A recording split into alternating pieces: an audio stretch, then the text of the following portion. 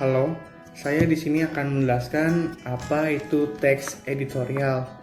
Teks editorial adalah sebuah artikel dalam surat kabar yang merupakan pendapat atau perbincangan redaksi terhadap suatu peristiwa yang aktual atau sedang menjadi perbincangan publik, atau yang kita bisa sebut menjadi hangat-hangatnya atau lagi sedang panas-panasnya.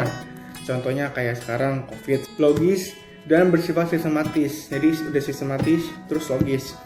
Terus yang ketiga, teks editorial merupakan opini atau pendapat yang bersifat argumentatif. Jadi argumen seperti itu. Terus juga teks editorial menarik untuk dibaca karena ya menarik karena sedang panas-panasnya. Jadi orang kan mau tahu berita apa sih.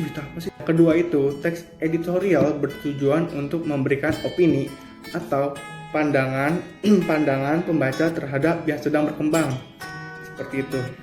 Adapun fungsinya dari teks editorial memiliki beberapa fungsi, diantaranya sebagai berikut. Yang pertama, sebagai tajuk rencana, umumnya menjelaskan berita dan akhirnya pada masyarakat. Jadi berita langsung pada masyarakat itu.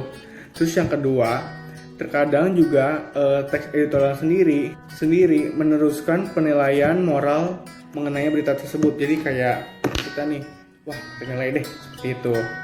Terus juga tidak sampai situ, kita pun masih memiliki strukturnya, yaitu satu, pernyataan pendapat, tesis. Yang kedua, argumentasi. Yang ketiga, pernyataan penegasan ulang atau pernyataan penegasan ulang pendapat. Jadi ditugasin lagi nih pendapatnya biar kita makin ngerti. Dan seperti itu, teks editorial juga disertai fakta dan opini. Faktanya udah pasti ya, kalau fakta itu terpercaya dan aktual. Kalau opini itu kita memberikan pandangan kita kepada orang-orang kayak, oh ini nih opini ternyata seperti itu.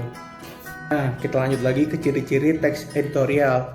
Ciri-ciri teks editorial yang pertama, satu, topiknya itu sedang hangat-hangatnya, seperti tadi contohnya itu COVID. Nah, itu kan lagi hangat-hangatnya kan sekarang.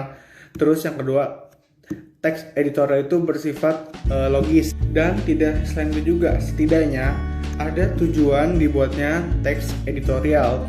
Yang pertama, teks editorial bertujuan untuk mengajak pembaca ikut berpikir tentang isu itu atau topik-topik yang lagi hangat seperti ini.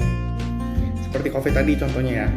Terus juga yang kedua, yang terakhir yang menjadi pembeda teks editorial dengan teks lainnya, yaitu satu, kalau teks lainnya itu ya bisa aja masa lampau atau masa yang akan datang, kan dia kan namanya beropini gitu kan. Misalnya nanti kayaknya bulan depan gua gini gitu.